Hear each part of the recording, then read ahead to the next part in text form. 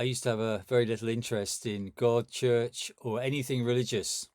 But I met some Christians and they made me curious. They made me think about whether I was interested in life's big questions. I was interested in death and what happened after death. Whether I was interested in judgment, but also on a practical level, whether I was interested in knowing a God who took a real interest in life and answered prayer. Whether I knew anything about Jesus.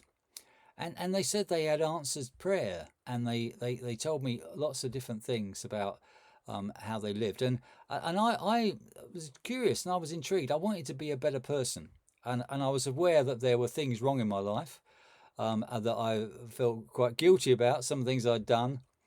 So I found out more, and it's been fascinating. It's been such an interesting journey. For the last 40 years, I've been a Christian on this journey, and it's been incredible, really. I can talk about how God's love has changed how I see the world. It's changed me. I can talk about how answered prayer has been so encouraging, how God's been faithful through many things. It hasn't made my life easy, but I look back and I can see so many answered prayer. I remember many instances, dramatic ones, but mostly very small ones. But there's a few dramatic ones. Once I was in a very low paid job, and trying to help do some Christian work, and I needed a car, and I prayed for a car, and somebody gave me a car. It was an old antique car, but it worked, and it was fascinating, and I was able to go about with that. It was really, really incredible.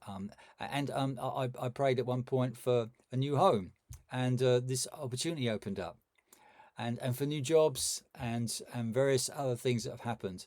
And I was made redundant once, and moved from one job into another. Again, an incredible answer to prayer. So there's many other things, and I've written out some of my story on this page as well. God changes you. If you put your life in his hands, if you trust him and invite Jesus into your life, and he changes your character and makes you a better person. That's been my experience. But we need to meet with him and surrender to him. So all I can say is look into it, give it a try, and see where God takes you. May God bless you.